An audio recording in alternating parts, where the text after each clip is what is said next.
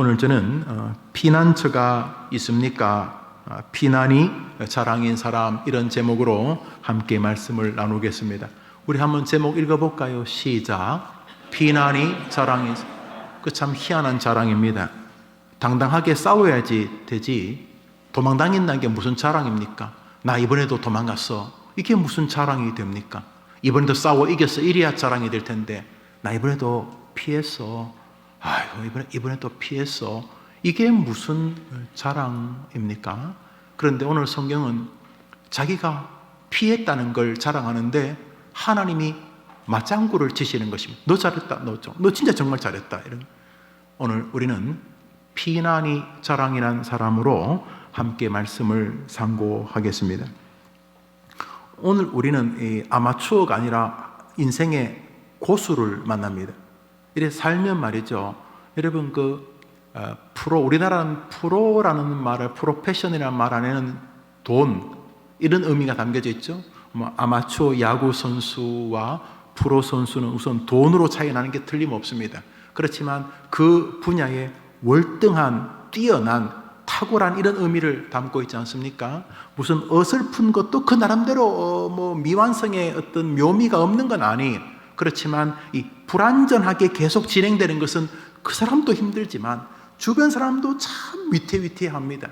특별히 지도자가, 대통령이 연습 삼아 한번 해보지, 이거는 정말 위험한 것입니다. 교회에서 연습 삼아 할 수 있는 일이 몇 가지 있습니다. 식당 봉사, 꼭 연습할 수 있습니다.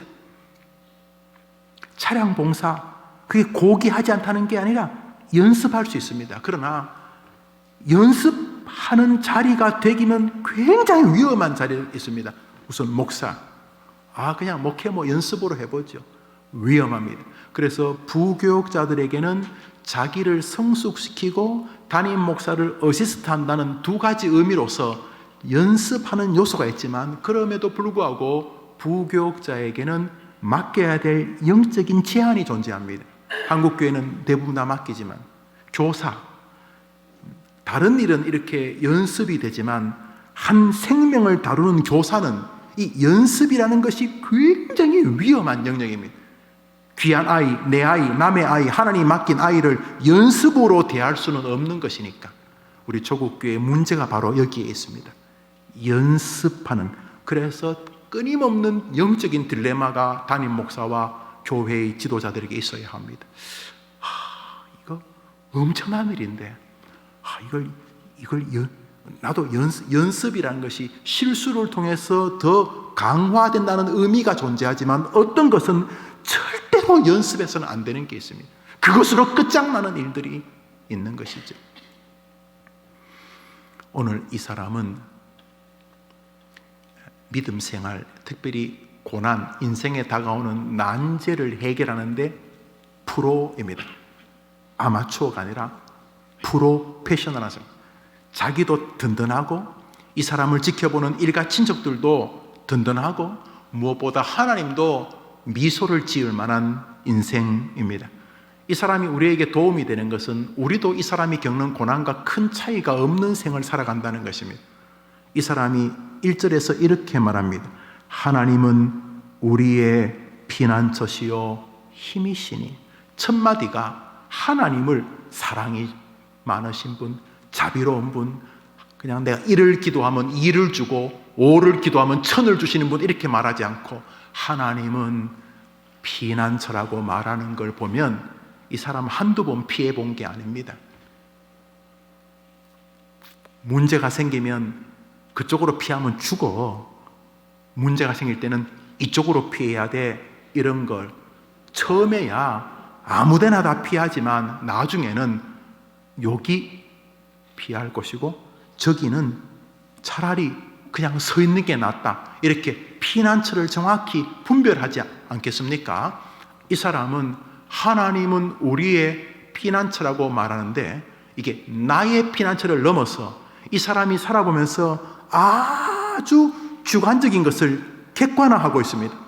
이게 자기만 피난처가 아니라 모든 인간들은 여기가 최고의 피난처라, 이 말이 우리라는 말입니다.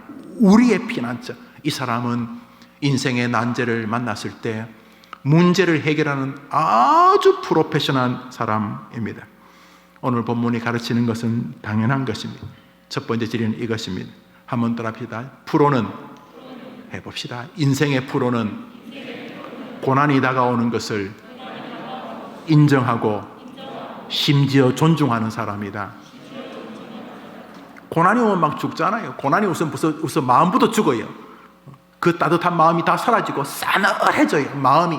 그리고는 계속 마음을 향해 칼로 막 구멍을 내요. 막 칼로 베고 막 자기 마음에 대해서 이놈의 더러운 세상, 그 나쁜 놈의 자식, 그놈의 새끼 이러면서 이미 고난이 다가오기 전에 마음밭이 다 황폐해져 버립니다. 재수없이 다리가 부러져 가지고 말이지. 이러면서 재수없이 누가 나를 사기쳐 가지고 끊임없이 재수없어 그 사람이 내 부모랑 끊임없이 고난에 대해서 냉소적입니다. 왜 이런 재수없는 일이 벌어졌냐 이런 것이죠. 그런데 이 사람은 고난을 그대로 존중합니다. 아픈 거, 병든 거, 태어나면서부터의 출생의 비밀. 다른 사람은 꽤 평범해 보이는데 나는 나 보니까 우리 집안이 굉장히 안 평범해. 그저 아침 드라마에 나오는 그런 연속 주제 같아. 우리 집이 부모님 같기도, 환경, 여건이, 또 내 신체나 내 환경 모두가 다. 그래서 고난이 태어날 때부터 나를 저주의 인생으로 만들었다고 생각합니다. 이것은 뭡니까? 고난을 받아들이지 않는 거죠. 부정하는 거죠. 원망하는 거 아닙니까? 그죠? 남을 향해서 하는 게 원망이고 자기를 향해서는 비관 아니겠습니까? 끊임없이 안과 밖 비난, 받아들일 수가 없는 것입니다.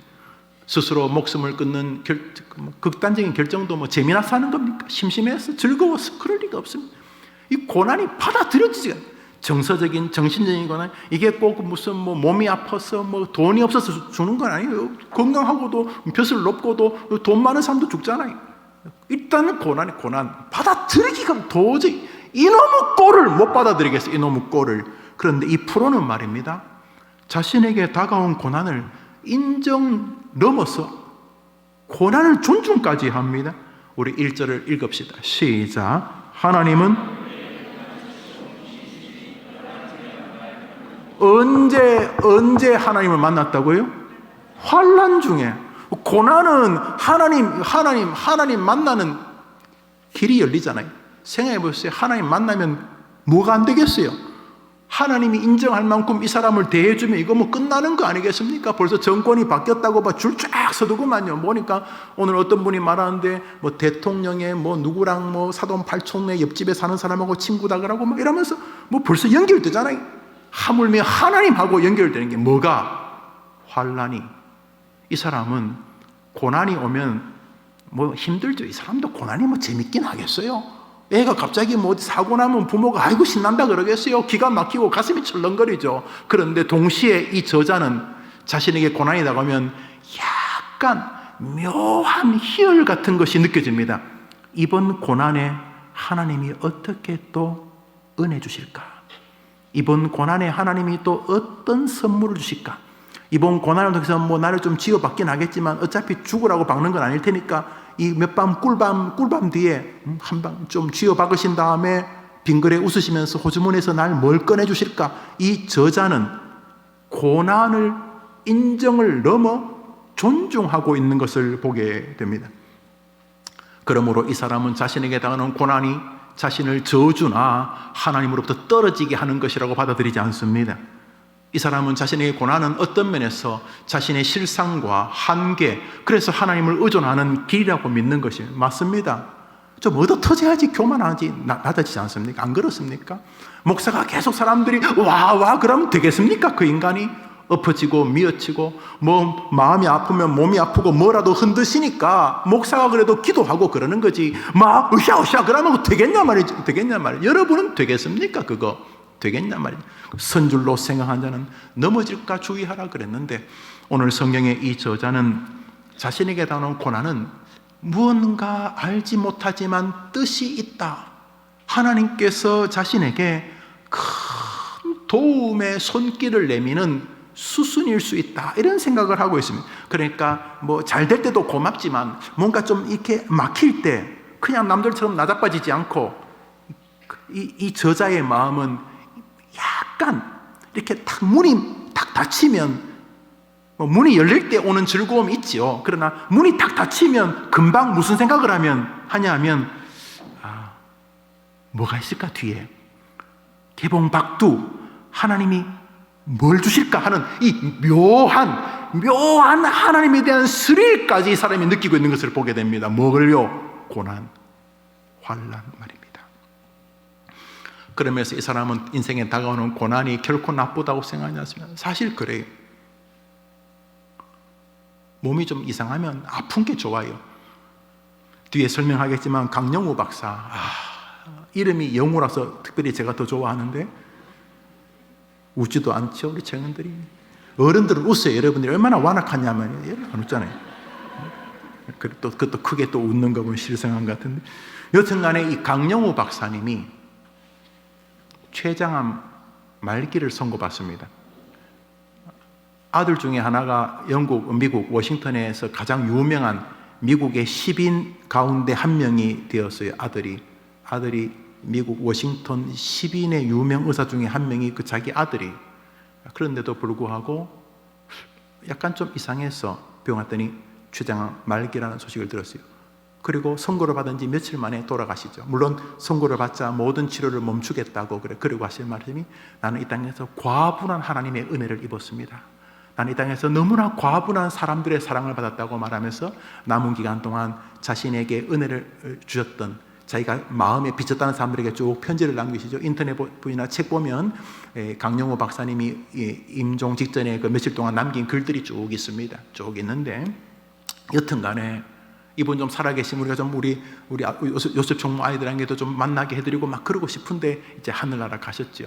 이분은 앞이 보이지 않는 분이지만 한국인 가운데 미국 최고 높은 고위직 차관까지 지냈으니까요. 대단한 분이시죠. 이 시각장애인 강영호 박사님. 근데 이분이 몸이 약간 이상할 때 보니까 이미 췌장암 말기인 거예요. 차라리 그냥 어디 아팠으면 미리 좀 해도 안 아프니까. 그래서 이 저자는 인생에 고난이 오는 게 결코 나쁜 게 아니다. 병들면 아파야지 손을 써볼 것 아니냐. 응?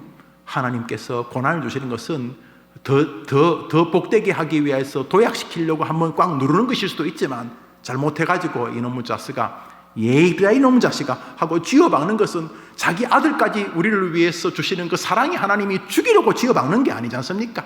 다리 몽둥이를 부러뜨렸으라도 복 주고 싶어 하시는 것이니까 고난은 분명히 내게 유익이라고 이 시인은 알고 있는 것입니다. 그런 면에서 이 사람은 인생에 다가오는 고난이 분명히 유익이라고 고백하고 있습니다. 이 사람은 고난을 대하는 태도가 보통 사람하고 일부분 다른 것을 보게 됩니다. 동시에 이 사람은 고난이 대단한 자랑거리라고 말하지 않습니다. 고난이야 이렇게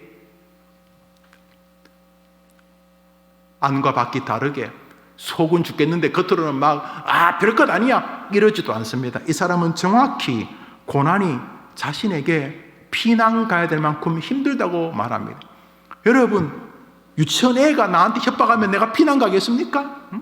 한 2살, 3살짜리가 저보고 막 협박하면, 그 장난감 총 가지고 날 협박하면 내가 어이구 무서워라 하고 도망가겠습니까?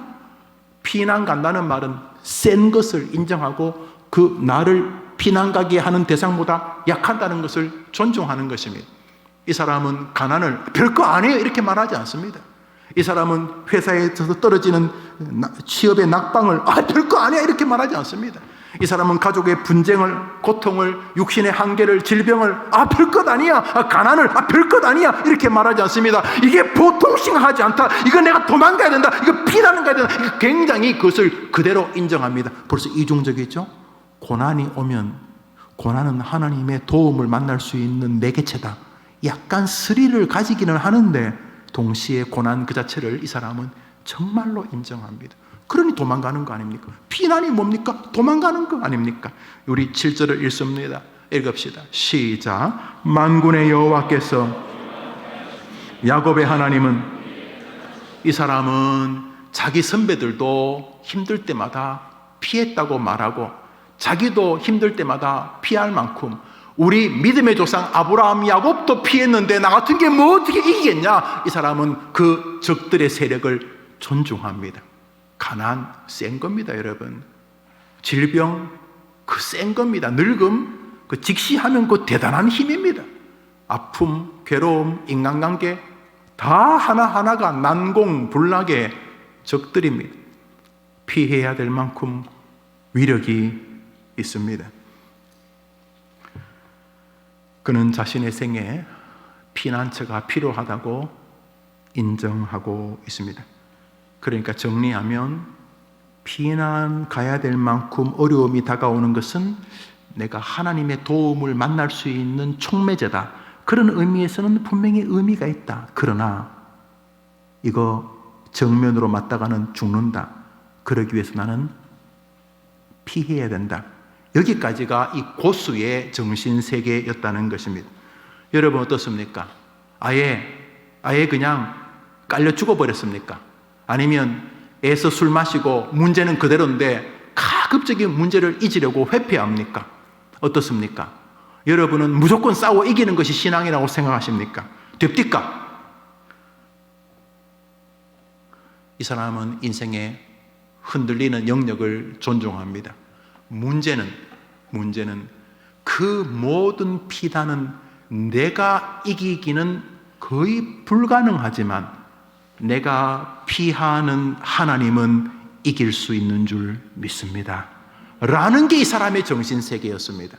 그러니까 정리하면 고난, 핍박, 어려움 이런 수많은 한계들은 하나님의 도움을 맛볼 수 있는 계기인데 그렇지만 요거 잘못 다루다간 하나님의 도우심을 보기는커녕 여기 깔려 죽을 수 있다. 그러므로 나는 하나님 이분 옆에 들러붙어서 피하는 길이 승리의 길이다 라는 게 이 사람의 정신세계였다는 것입니다. 2절 3절을 읽습니다. 시작. 그러므로 땅이 변하든지 산이 흔들려 바다 가운데 빠지든지 바닷물이 솟아나고 뛰놀든지 그것이 넘침으로 산이 흔들릴지라도 우리는 두려워하지 아니하리로다. 그러니까 존재를 그대로 인정합니다. 야, 산이 흔들리고 땅이 흔들리면 이거 사람이 멀미나지 않겠습니까? 배만 타고 흔들려도 멀미나는데 땅이 흔들리니까. 필리핀에서 선교하던 우리 협력 선교 김낙건 선교사님이 4층에서 뭐 일 보고 있는데 갑자기 지진이 나가지고 막 그 책상이 자기에게로 막 밀려오고 할 때 진짜 김 목사님 그 공포는 설명이 불가능해. 막 지진이 나가지고 지금 여러분이 있는 의자가 전부 다 목사님 사랑해요 하고 저한테 다 밀려온다 생각해 보세요.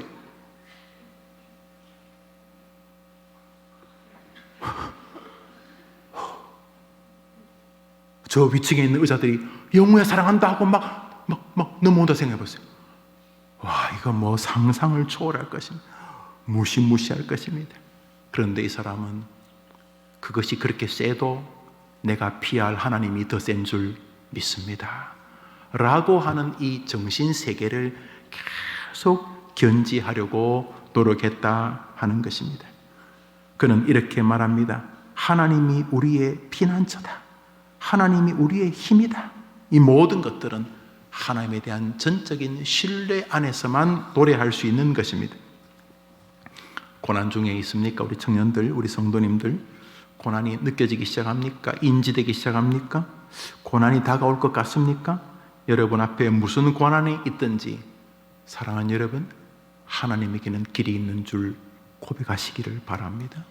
한번 따라합시다. 하나님에게는 길이 있다. 여러분 해보세요. 시작. 그러니까 그분에게 피하시라는 것입니다. 그냥 그분에게 고수들은 피했으니까 여러분도 하수처럼 나댕기면서 얻어맞지 말고 피하시라고요. 고수들이. 왜 고수라고요?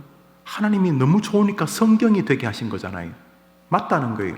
이 녀석이 진짜 고수다 이 말 아닙니까? 그러니까 이 사람이나 우리나 수천 년의 시간이 떨어진 거 외에는 똑같아요. 이 사람이 뭐 때문에 고난당하는지 정확히 모르지만 뭐 별거 있겠어요? 누가 괴롭히든지 돈이 없든지 병이 들었든지 뭐가 그렇지 않겠어요? 영적으로 누가 괴롭히든지 뭐 우리하고 뭔 차이가 있겠어요?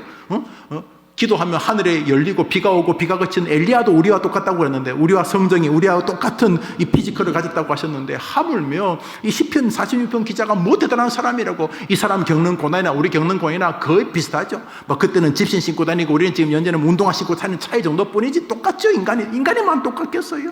그리고 이 사람이 어떻게 고수가 되었는데요, 고난을 인정하는 거예요. 아프다, 힘들다. 그렇지만 고난은 내가 주님과 더 독특한 은혜의 세계와 능력의 세계를 체험할 수 있는 길이다. 그러므로 하나님께로 피하는 것이 길이다. 그렇게 되기를 축복합니다. 예. 동시에 오늘 본문의 이 저자는 고난이 자신에게 있다는 것을 그대로 인정하지요. 애써 아닌 것처럼 말하고, 이거 별거 아니야. 별거 아니라고 말하는 사람이 다 나중에 넘어지고 자빠져요. 자기를 언젠가는 또 저 별거 아니라 그러더니, 그때는 또 만나면 뭐 별거 아니야. 보니까 별거래, 별거예요. 그러니까 이 사람은 별거 아니라 안 그래요. 피할 만큼 심각하다고 말하잖아요. 그냥 어디 나무 숲이나 무슨 산으로 피하는 것도 아니고 하나님께로 피할 만큼 이게 심각한 문제라 고난을 그대로 인정하되 약간의 그 묘한 스릴 비슷하게 피하는 거예요. 요 일을 어떻게 해결하실까? 두 번째로 이 고수는 한번 따라합시다. 문제 해결의 길은 나에게 있는 것은 아니다. 1절에 보면 하나님이 피난처요, 5절에 보면 하나님이 도우십니다, 6절에 하나님이 소리를 발하십니다, 7절에 하나님이 함께 하시면 됩니다, 8절에 하나님이 행적, 9절에 하나님이 세상을 끄끄십니다, 10절, 11절에 하나님이 높이시며 하나님이 결국 피난처라고 말하니, 이 사람은 문제 해결에 자기는 1도 더하지 않습니다. 내가 괜찮은 사람이 I can do it 이렇게 말하지 않습니다. 이 사람은 그냥 칼빈주의자들이 말하는 오직 은혜란 말이, 이 사람은 정말 정신세계를 관통하고 있습니다. 물론 열심히 해야 되죠. 예수 믿는다고 하면 게으르고 그러면 되겠어요? 목사도 설교를 준비하고 열심히 해야죠. 예수님이 산에 오르셔서 입을 열어 가라사대, 예수님 입만 열면 설교되지만 여러분, 김용호 목사는 입만 열면 쓰레기가 나옵니다. 그러니까 저는 준비해야 되죠. 설교 준비해야 되죠. 그렇지만 열심히 하는 것은 하나님 앞에 감사해서 그렇긴 하지만 열심히 한다고 다 되는 거 아니에요, 여러분. 열심히 한다고 열심히 해야 되지만, 열심히 한다고 인생이 성공적인 것도 아니고요, 열심히 한다고 자식이 다 복되다 이렇게 말할 수 없어요. 자식 키워본 분들은 다 알 거예요. 하나님이 은혜 안 주시면 안 되는 것입니다. 은혜 아니면 나 서지 못하리. 못 서요. 안 돼요. 농담이 아니고 하나님의 은혜로 되는 것이. 아멘 해보세요. 이 사람은요, 한마디도 내가요 할 수 있어 이런 말 하잖아요. 하나님이 피난처. 하나님이, 여러분이 갑자기 독특한 아이디어가 생겨서 그 난제를 해결합니까? 하나님이 주신 지혜입니다. 믿으면 아멘 해보세요.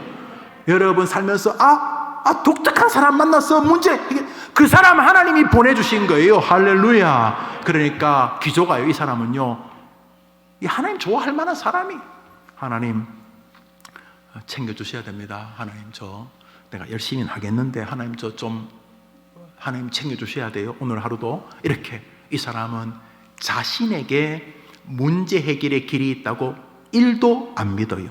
이 사람은 오직 하나님만이 해결의 힘을 가지고 있다고 믿어요. 이거요, 우리 요셉 총무 아이들을 기르면 참 멋져요. 아이들이 하나님에게 길이 있다고 믿으면요, 그 하나님하고 잘 지내고 싶어요. 본능적이잖아요. 그 하나님께 잘 지내고자 하는 것 중에 하나가 시간이에요. 시간을 그따위로 쓰면 하나님이 잘 지낸다고 인정하시겠냐고. 그래서 우리 요셉 총무 아이들이 대부분 성적이 올라요. 왜 오르냐 하면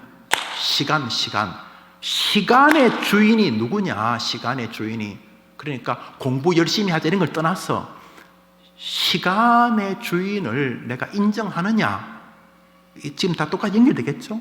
그 시간의 주인을 인정하는 방식이 뭘까? 아침부터 저녁까지.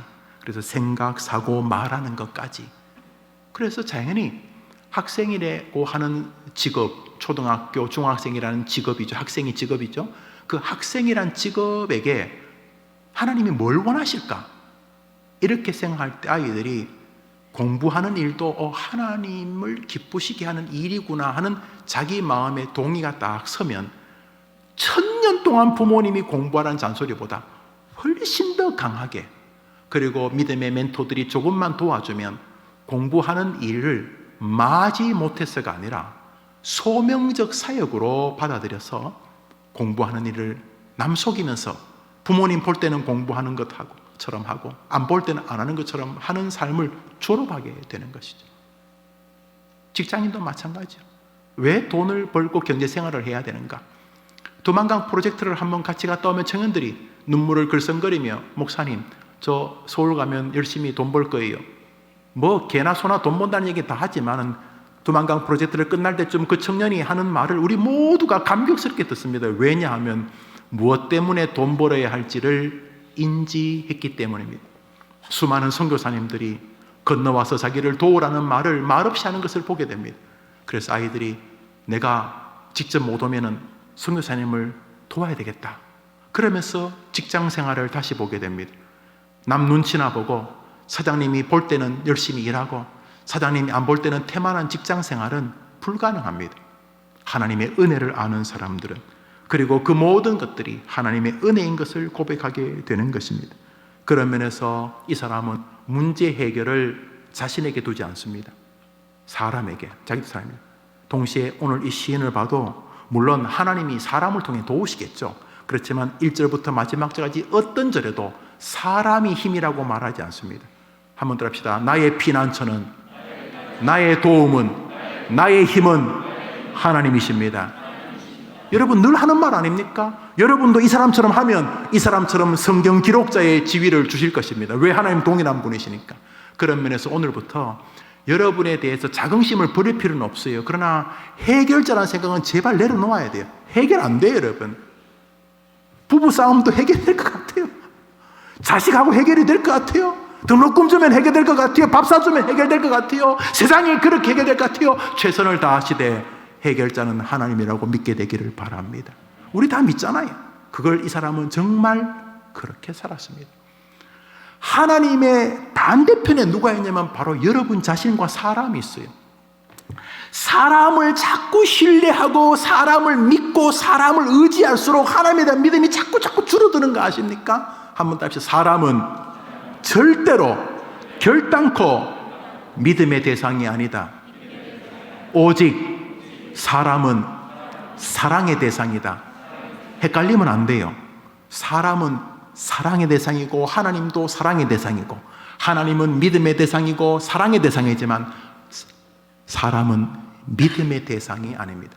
그래서 사람을 믿으면 반드시 뒤통수를 맞습니다. 그것이 누구든지 간에 가족, 친척, 자녀들도 마찬가지입니다. 무릇 사람을 믿는 인생은 오늘 본문의 정반대, 하나님이 피난처가 아니고 사람이 피난처이려고 하는 사람들, 연애하시죠? 똑같습니다. 직장 다니시죠? 똑같습니다. 여러분 자신에 대해서 일정한 자긍심, 하나님이 나를 지켜주신다, 이건 나쁘지 않아요. 그러나 내 주먹을 믿어라, 벌써부터 망하는 학교에 입학한 것입니다. 뭐 이미 망하고 있는 중인도 모르겠고. 예레미야서를 읽습니다. 읽읍시다. 시작. 나 여호와가 이같이 말하노라. 무릇 사람을 믿으며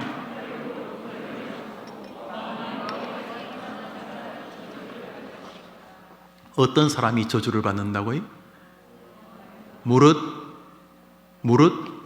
사람을 믿으며, 혈육으로, 자기 아버지, 엄마, 뭐 제일 가까운 혈육은 자기 자신이겠죠. 무릇 사람을 믿으며 그것들 가지고 피난처를 삼는 자는 저주를 받을 것이라. 그러니까 하나님을 피난처로 삼지 않으면 우리 죄성은 계속 자기와 사람을 피난처로 삼게 만든다는 것입니다. 확 찢어버릴까, 이 성경을요? 확 찢어버릴까? 듣기 싫어요? 영원히 이 진리는 변하지 않습니다. 그러므로 사람은 믿음의 대상이 아닙니다. 믿음의 주요 온전케 하시는 분은 예수님 분이신 것입니다. 그러므로 여러분이 사람을 사랑하려고 하는 싸움에 서 있어야 되지, 믿으려고 하는 싸움에 서서 뒤죽박죽이 되는 것입니다. 사람을 사랑하는 게 믿음이지 사람을 믿는 게 믿음이 아닙니다. 다시 말합니다. 사람은 사랑하는 것이 믿음이지 사람을 믿는 게 믿음이 아니에요. 하나님은 사랑하는 것도 믿음이고 하나님을 믿음으로 대상으로 삼는 것도 믿음이, 그러나 사람은 아니에요. 오늘 이 저자는 문제 해결이 자신과 사람에게 있다고 조금도 동의하지 않습니다. 오늘 고수의 냄새가 납니다. 이 사람이 가졌던 신앙은 야고보서에서 나오는 말씀과 동일합니다. 야고보서 4장을 읽읍시다. 읽습니다. 시작. 고수 보십시오. 고수. 문제가 있을 때마다 이 사람은 벌써 그쪽에 기대어 있습니다. 여러분, 대통령 선거가 20만 표로 끝났죠? 나는 20만 표로 끝났는데 왜 재검표를 하자고 안 하는지 도저히 이해가 안 돼요. 혹시 이해돼요, 여러분? 너무 준법 정신이 강해서 나는 한 3%좀 돼도 나는 다시 한번 까보자.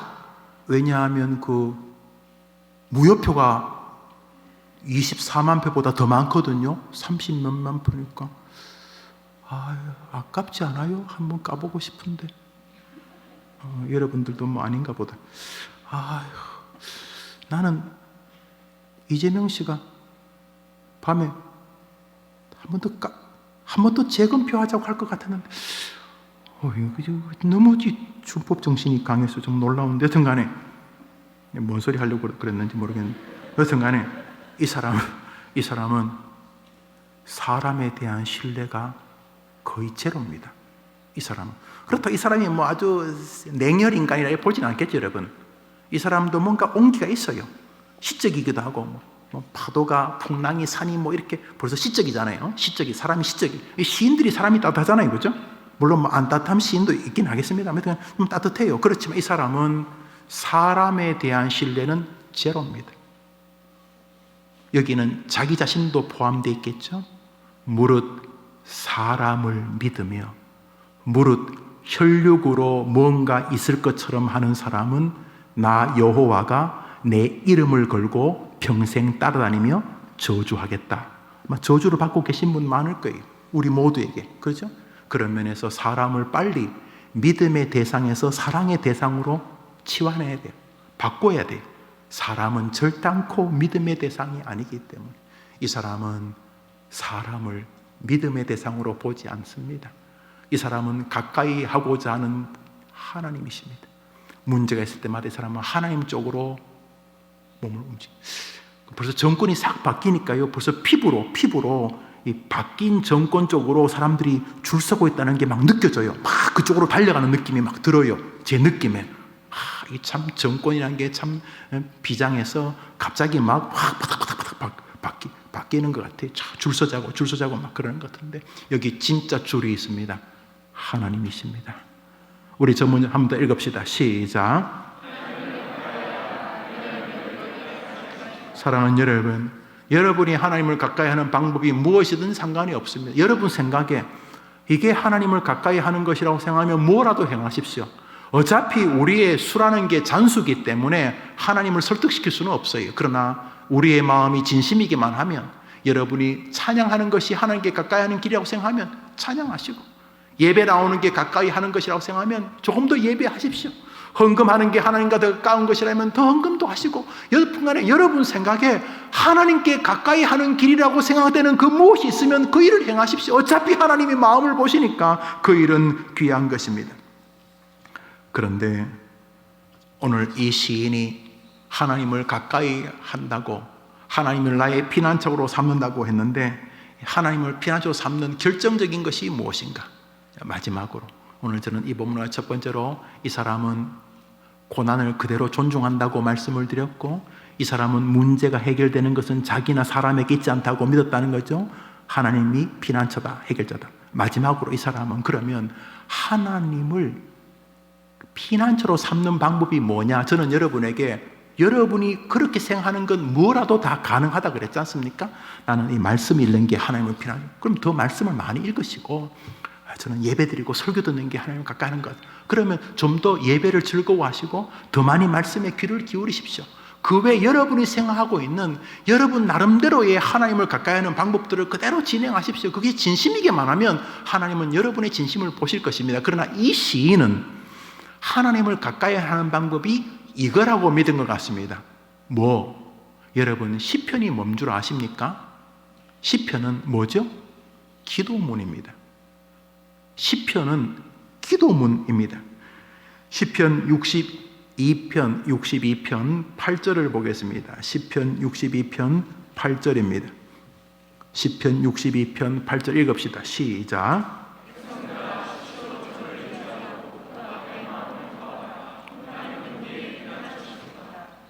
여기 시편 62편의 저자도 하나님이 피난처라고 맺히고 있는데 하나님께 나서 뭐라고?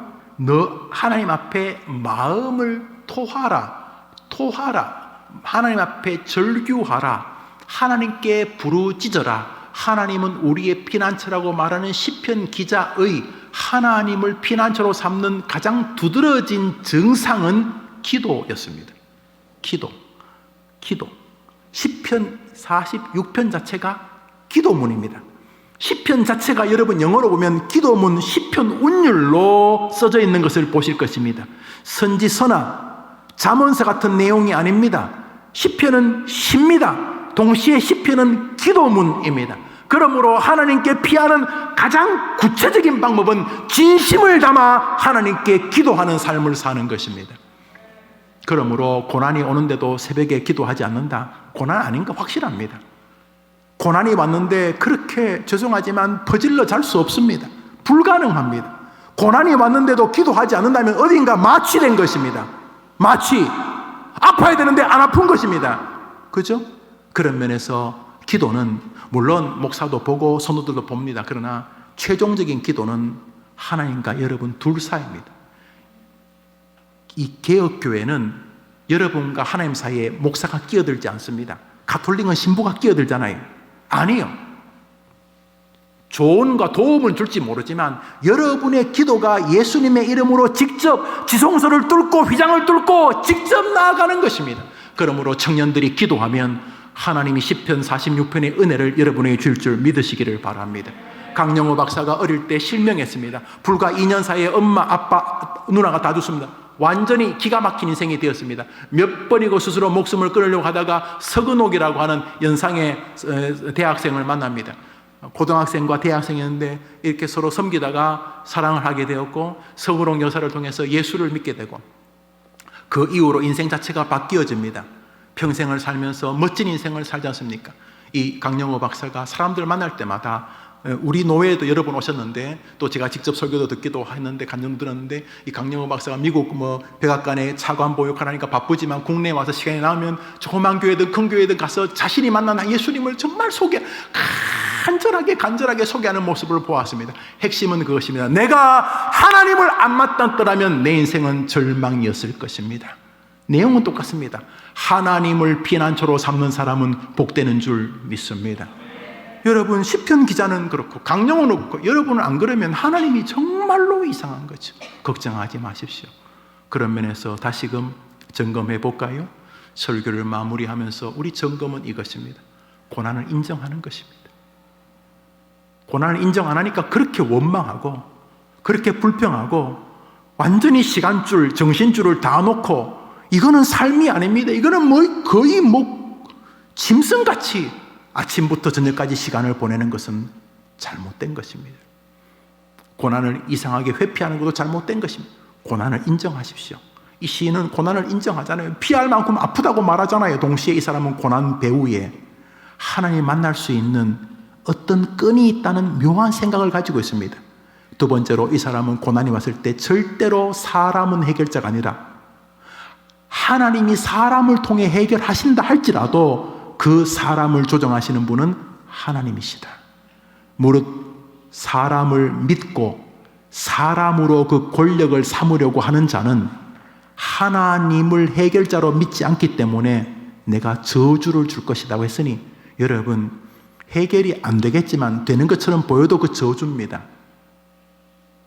마지막으로 하나님을 피난처로 삼는 방법이 여러 가지인데 이 시인은 하나님께 간절히 기도할 때에 하나님께로 피하는 것이 되더라라고 말합니다. 그러므로 여러분이 하나님께 기도하게 되기를 주님의 이름으로 축복합니다. 기도에 관한 몇 절을 읽고 마칩시다. 너는 부터 보여주십시오. 시작.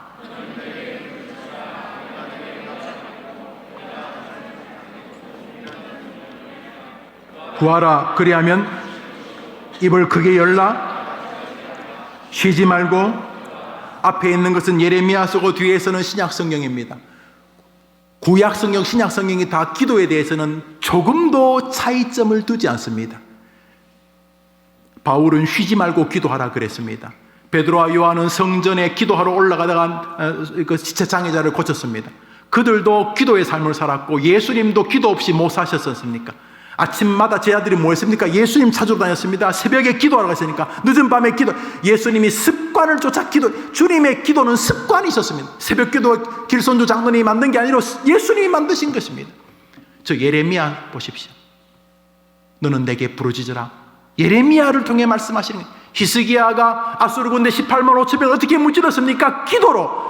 성경에서 가장 분량이 많은 것이 시편입니다. 시편의 저자가 대부분 다윗인데 그 뭡니까? 기도문입니다. 기도문입니다. 다니엘이 사자굴 앞에서 뭐 했습니까? 조서의 의인이 지킨 줄 알고도 날마다 하루에 3번씩 예루살렘을 향하여 기도하였다 그랬습니다. 구약도 신약도 다 인생의 난제를 기도로 해결하는데 그 기도가요, 그냥 밥 먹을 때 그냥 1초 만에 하는 거 있잖아요. 왜 우리 학생들 학교에서 기숙사에서 또는 식당에서 예수 믿는다는 것도 들킬까봐 도시락 꺼내면서 기도 끝나잖아요. 아멘. 기도했는지도 모르게. 뭐 그걸 기도 아니라고 할 필요 없지만 다니엘의 기도가 그런 기도였을까요? 입을 크게 열라는 말은 뭐 말 그대로 이 물리적으로 입을 크게 여는 것이기도 하지만 정말 하나님 아니면 안 된다고. 하나님 아니면 안 되니까 하나님이 나를 챙겨 주셔야 된다고. 하나님께 절규하는 기도가 믿음의 영웅들은 있었는데 그 믿음의 영웅들에는 한없이 부족한 우리가 걸레 거지와 같이 기도한다면 이거는 정말로 죄송한 일이 아닐 수가 없습니다. 시편 46편은 참 아름다운 시입니다.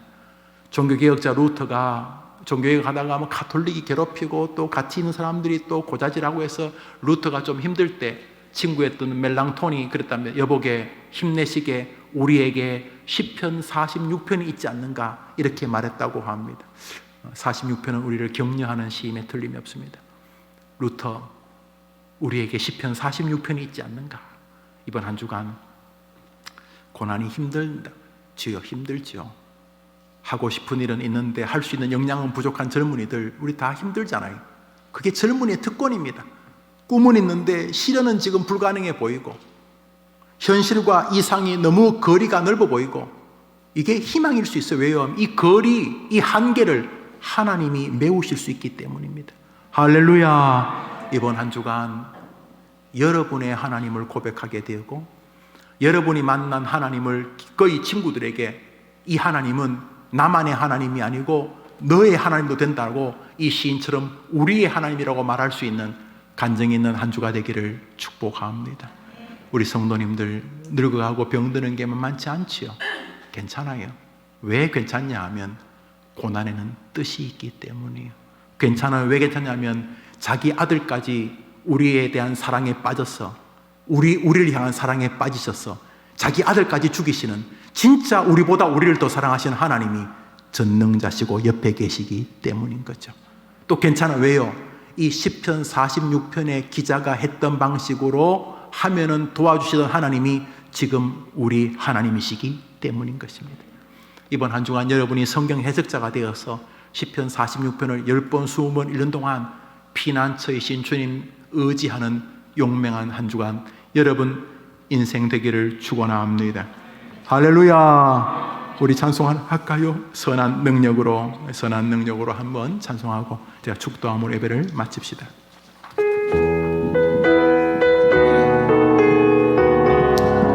작년부터 올해까지 제일 많이 들은 찬양이 아마 중에 하나가 이거 같습니다. 선한 능력으로 환으시네. 그 크신 팔로 날 붙드시네.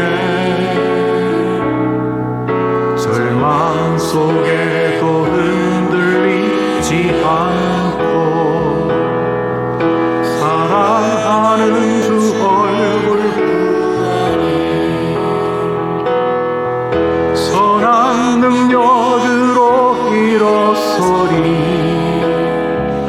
주만을 지하리 믿음으로. 우리 고대 안에 주 오실 그날 영광의 새날을 맞이하리. 이전에 괴로운 날에 애워싸고 고난의 길을 걷는다 해도 주님께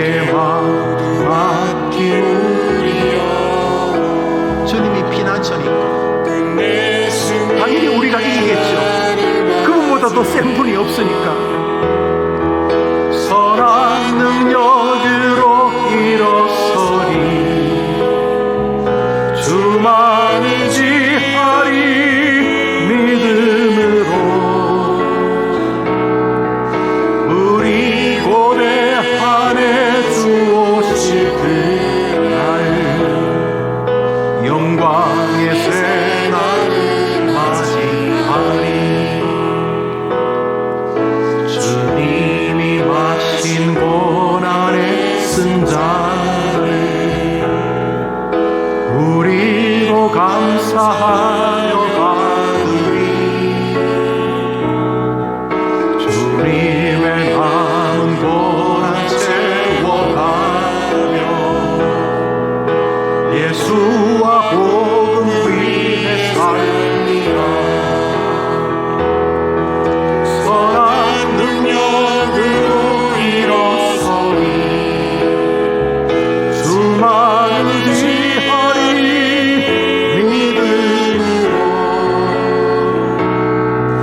우리 고대 안에 주 오실 승리의 새날을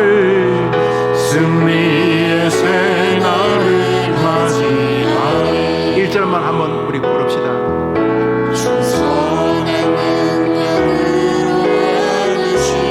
너무 외롭다는 소리 그만해요. 그분이 안고 계신. 어이 김 목사 힘내라. 어이 힘내라. 청년들아 힘내라. 안고 계세요.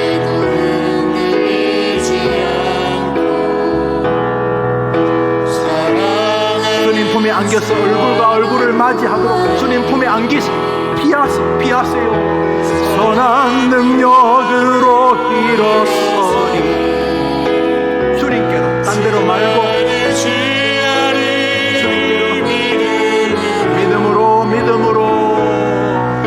우리 고대 안에 주 오시는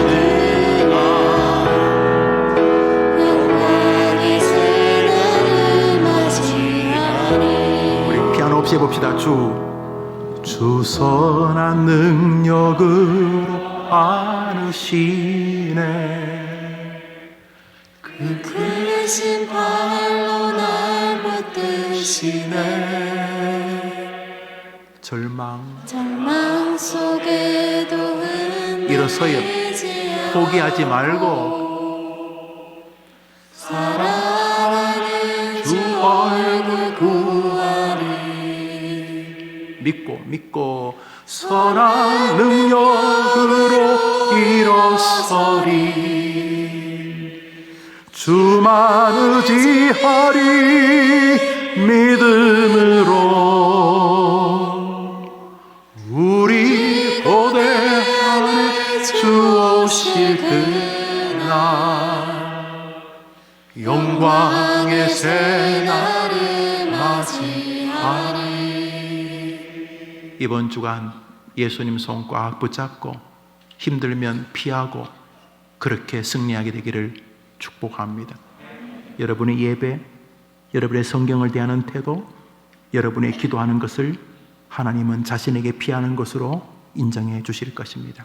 그러면 여러분이 이길 것입니다. 비록 상황은 하나도 안 바뀌어도 여러분의 영혼이 이기는 것을 느낄 수 있을 것입니다. 이번 주간 시편 46편의 기자들이 되기를 축복합니다. 기도합시다. 구주 예수님의 은혜와 하나님의 사랑과 성령의 교통하심이 예배하고 돌아가는 하나님의 백성들과 특별히 젊은이들 위해 오후에 배석한 귀한 성도들 위해 이제로 영원토록 함께 있을지어다. 아멘.